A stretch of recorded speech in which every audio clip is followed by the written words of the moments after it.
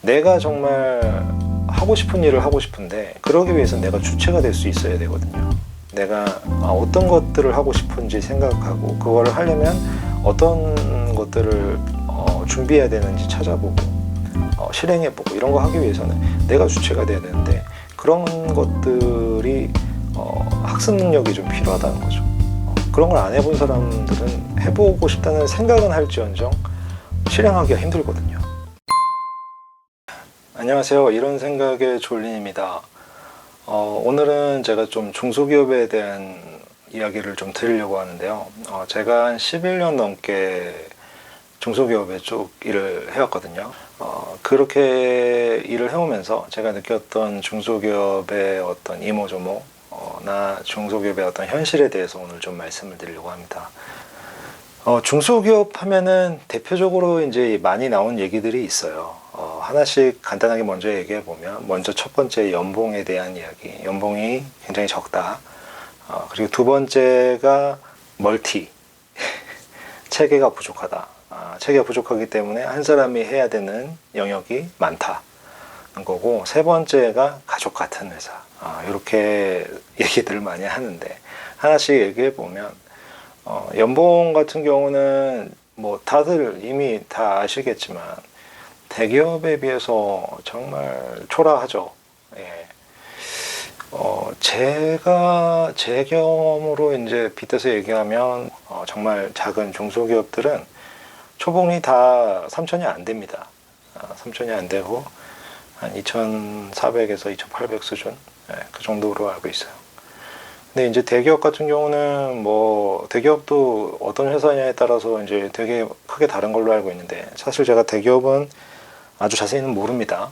그래서 함부로 얘기는 많이 안 할 거예요. 근데 제가 알기로는 뭐 6천만 원 초봉이 받는 데도 있고, 뭐 적어도 4천만 원부터 시작하고 이런 데도 많은 걸로 알고 있어요.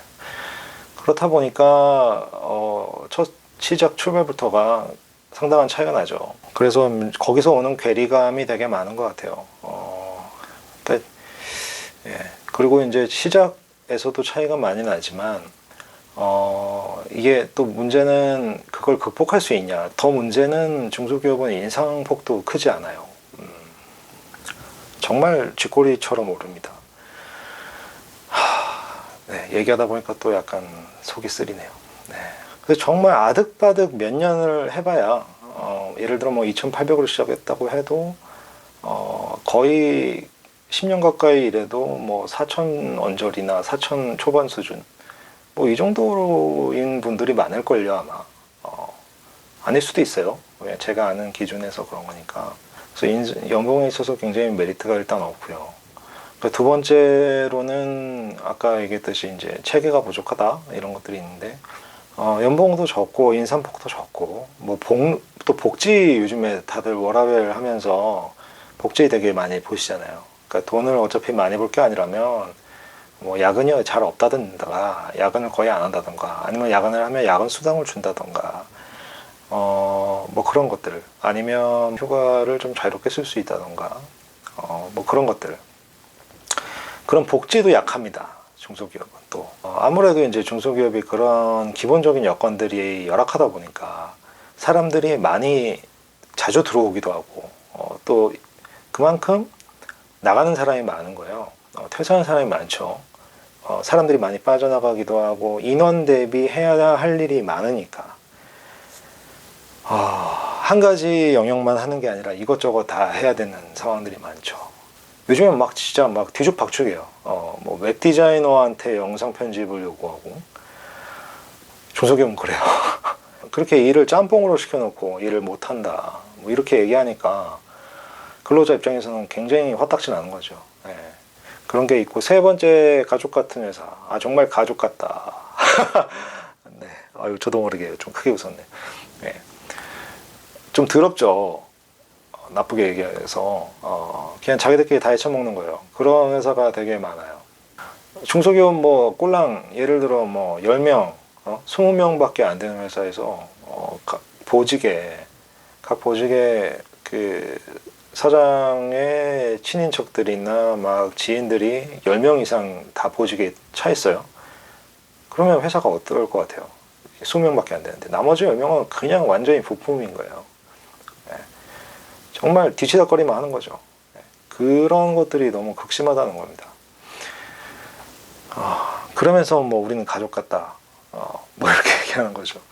예. 식구 같다. 예. 자기들끼리 식구지 무슨 식구예요.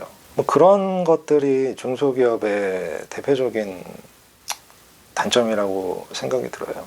예. 그래서 저는 솔직하게 얘기해서 제가 막 뛰어난 아주 역량을 가지고 있었으면 저도 계속 중소기업만 다니지는 않았을 것 같은데, 그렇다고 막 아주 못했다라는 평을 들었던 적도 없지만 어쨌든 뭐 그렇다 보니까 그냥 중소기업을 계속 다니게 됐고, 그러다 보니까 좀 현타가 많이 와요. 이 노동의 굴레에서 어떻게 해야 내가 벗어날 수 있을까? 이게 현실판 노예랑 뭐가 다르지라는 생각이 드는 거예요. 그냥 진짜 그 한 달에 그냥 내가 이제 생활하기 위한 돈을 벌기 위해서 그냥 일하는 것 뿐인 거거든요. 뭐 돈을 모으긴 해요. 뭐 못 모으는 건 아닌데, 사실 진짜 이 얘기도 이제 또 드릴 거예요. 네.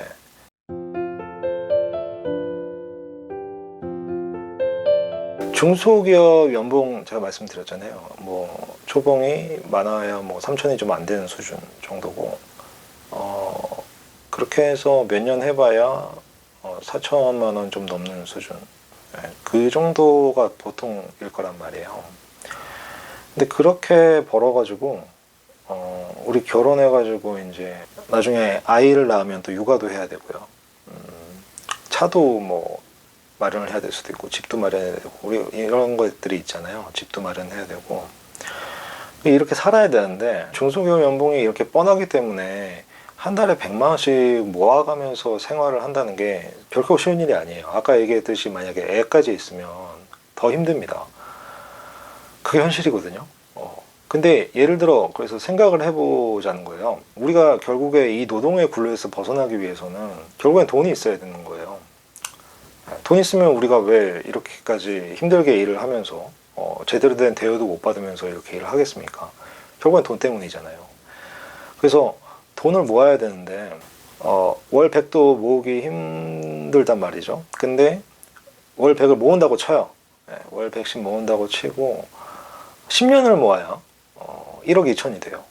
요즘에 또 집값도 계속 오르잖아요. 집값을 또 얘기해 보면 요즘에 뭐 서울 쪽으로는 그냥 엄두를 못 내고요. 뭐 아예 뭐 있는 집에서 태어나신 게 아니라면 수도권에 약간 서울에서 좀 벗어난 쪽으로 그렇게 해서 집을 산다고 했을 때 못해도 진짜 한 4억 정도는 필요해요. 집을 살려면 뭐 아파트 같은 경우. 그러면은 제가 아까 말씀드렸다시피 한 달에 100만 원씩 모은다고 쳤을 때 10년을 모아야 1억 2천이 된다고 했잖아요. 10년. 근데 그러면은 4억 정도라고 얘기했으니까 그럼 40년 걸려요.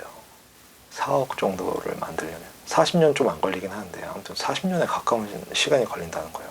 네, 중소기업이라고 해서 결코 일이 편한 게 아니고 진짜 그 안에서 또 사람들하고 어떻게 보면 사람이 더 적기 때문에 사람한테 받는 스트레스가 더 심할 수도 있어요.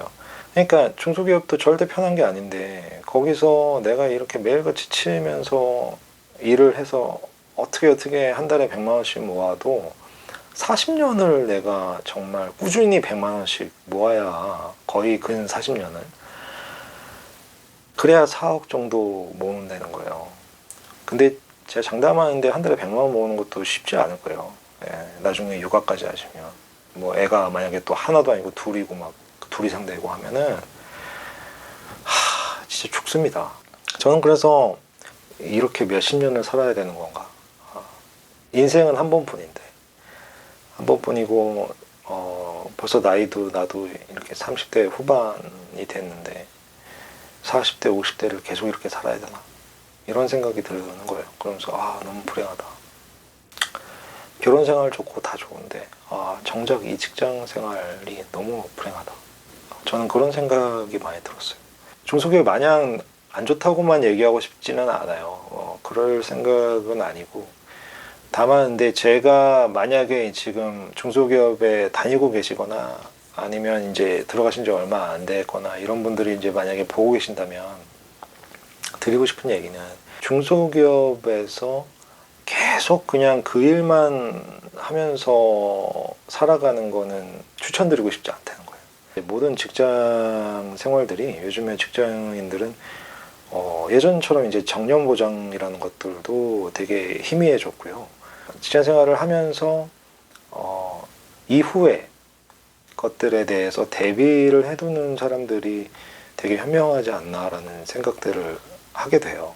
그래서 예를 들어 뭐 일을 하면서 내가 이 일 말고 배우고 싶었던 일이라든지 하고 싶었던 일이라든지 그런 것들을 병행하면서 뭐 스터디를 하신다든지 아니면 이제 돈을 좀 어느 정도 모은 상황에서 많은 자금을 들이지 않고 이제 조금씩 돈을 떼어다가 투자할 수 있는 어떤 재테크 수단이나 투자처나 뭐 이런 것들을 부업으로 해본다든지 이후에 내가 직장 생활을 만약에 안 할 수도 있고 어떻게 될지 모른단 말이에요, 사람 일이. 그런 부가적인 쪽으로 이제 또 수입을 창출하는 것들을 좀 마련을 하시다가 만약에 이제 그쪽이 생각보다 이제 수익성이 더 좋고 또 잘 나오고 하게 되면 아예 뭐 업종을 그쪽으로 전환할 수 있는 기회가 또 만들어지기도 하고요. 직장 생활 한다는 거는 결국엔 노동자인 거고 직원이잖아요. 근데 직원으로 일을 하는 것 자체가 어떻게 보면 또 한계가 있는 거예요. 그러니까 내가 업주가 아니다 보니까 내가 주체가 사실 되지 못하는 때가 많은 거죠. 그냥 오더 받으면 해야 되고. 근데 이런 것도 있고 어떤 수입이 발생을 했을 때 나는 그냥 정해진 임금만 받는 거잖아요. 평가에 대한 뭐 우수 포상 뭐 이런 거 정도 빼고는 그냥 월급 받는 거란 말이에요, 보통은. 그러니까 내가 잘하든 못하든 내가 받는 돈은 똑같은 경우들이 많다고요. 그리고 회사가 상품이 잘 팔리든 안 팔리든 내가 받는 월급은 똑같다는 거죠. 그러니까 내가 이 일을 꼭 잘해야 되는 어떤 동기부여라든지 그게 어떤 심리적인 거나 금액적인 수입적인 면에서 나한테 뭔가 되돌아오는 게 없다는 거예요, 직원으로 일을 하게 되면. 그래서 근데 꼭 제가 이런 것들을 말씀드리는 게 꼭 창업을 하라는 얘기는 아니지만 이런 부업들을 찾아보고 그런 것들을 시도해 보라고 말씀하시는 게, 그런 것들을 하게 되면 그건 온전히 내가 계획하는 거고 내가 실행하는 거고 내가 주체가 돼야 되는 것들이거든요. 그런 것들을 자꾸 해보는 게 전혀 나쁠 게 없다는 거죠. 어느 순간 우리가 이렇게 직원으로서만 그냥 일을 하다 보면 거기에 젖어들 수 있어요. 그러다 보면 정말 그냥 남이 그냥 뭔가 시키지 않으면 뭔가 할 줄을 모르는 사람이 될 수도 있고요. 내가 정말 하고 싶은 일을 하고 싶은데 그러기 위해서 내가 주체가 될 수 있어야 되거든요. 내가 어떤 것들을 하고 싶은지 생각하고 그거를 하려면 어떤 것들을 준비해야 되는지 찾아보고 실행해보고 이런 거 하기 위해서는 내가 주체가 돼야 되는데 그런 것들이 학습 능력이 좀 필요하다는 거죠. 그런 걸 안 해본 사람들은 해보고 싶다는 생각은 할지언정 실행하기가 힘들거든요. 내가 그리고 또 주체가 되게 되면 거기서 어떤 수익이 발생했을 때 그 수익은 온전히 나한테 오게 되는 거예요. 그런 루트들을 찾아서 하나씩 저는 여러분들이 직장 생활을 하시면서 해봤으면 좋겠어요. 저도 이제 더 이상은 이제 중소기업 뭐 회사 생활만으로 살아가고 싶다는 생각은 진짜 전혀 꿈에도 없습니다. 지금은 이제라도 저는 오히려 후회하고 있는 건 진작 좀 더 제가 젊을 때 왜 이런 것들을 생각을 안 해봤던 건 아니지만 생각만 했으니까 왜 그런 것들을 해보려고 하지 않았을까. 그런 걸 되게 많이 후회해요. 그래서 지금은 뭐 이런 유튜브뿐만 아니라 뭐 제가 하는 일에 있어서도 조금 더 제가 독립적으로 일할 수 있는 방법이라든지 그런 것들을 저도 찾아보고 있는 중입니다. 직장 생활 하시면서 그런 고민들을 많이 하실 거예요. 지금까지 얘기 드렸던 것들에 대한 이렇게 계속 이렇게 회사 생활을 이렇게 해야 되나 뭐 이런 생각들 하시는 분들 정말 많을 겁니다. 요즘 그래도 잘 생각해보면 나쁘지 않은 시대예요. 뭐 스마트폰을 통해서 앱이 또 계속 발전을 많이 했고 뭐 이런 미디어 채널이나 유튜브 같은 거 누구나 다 할 수 있는, 누구에게나 다 기회가 주어지는 플랫폼들이 굉장히 많아진 또 시대예요. 경기는 좀 어렵지만. 그래서 여러분들이 그런 의지를 좀 가지고 계신다면 얼마든지 사실 또 할 수 있는 것들이 있을 거라고 생각해요. 저도 계속 그런 것들을 찾아보려고 하고 있고, 네. 노동만 하고 있는 이 생활이 아닌 이 노동의 굴레에서 벗어날 수 있는 방법이 무엇일까? 내가 주체가 돼서 시도해 볼 수 있는 다른 직장 생활 외에 다른 일들이 뭐가 있을까? 그런 것들을 좀 여러분들이 탐구해 보시고 시도해 보셨으면 좋겠습니다. 네, 그럼 오늘은 여기까지 하고요. 조금 더 나은 삶을 꿈꾸는 여러분들과 저를 응원하겠습니다. 감사합니다.